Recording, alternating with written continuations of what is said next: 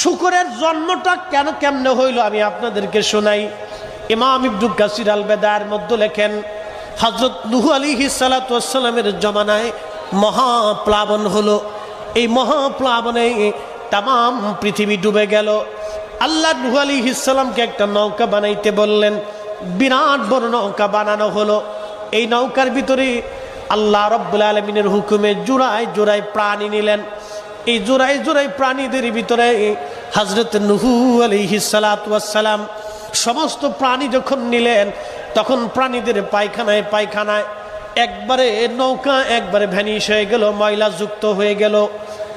আল্লাহর পয়গম্বর নূহ নবী ডাক দিয়ে বলেন, রব্বে কারীম, এত বড় একটা নৌকা প্রাণীদের পায়খানায় বাথরুমে মলে ভরে গেছে। আল্লাহ, এই বাথরুম পায়খানাগুলি কি করে পরিষ্কার করব? আমার দ্বারা তো সম্ভব না। আল্লাহ রাব্বুল আলামিন বললেন, নূহ রে, তুমি হাতির কাছে যাইয়া হাতির লেজ ধরিয়া টান দিয়া হাতির লেজের উপর আঘাত করো লাঠি দিয়া, আমি আল্লাহ রাব্বুল আলামিন আর একটা প্রাণী তৈরি করে দিব।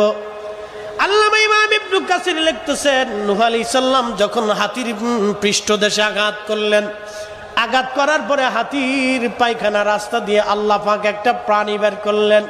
এই প্রাণীর নাম হলো শূকর। আমরা আঞ্চলিক ভাষায় বলি শুয়ার।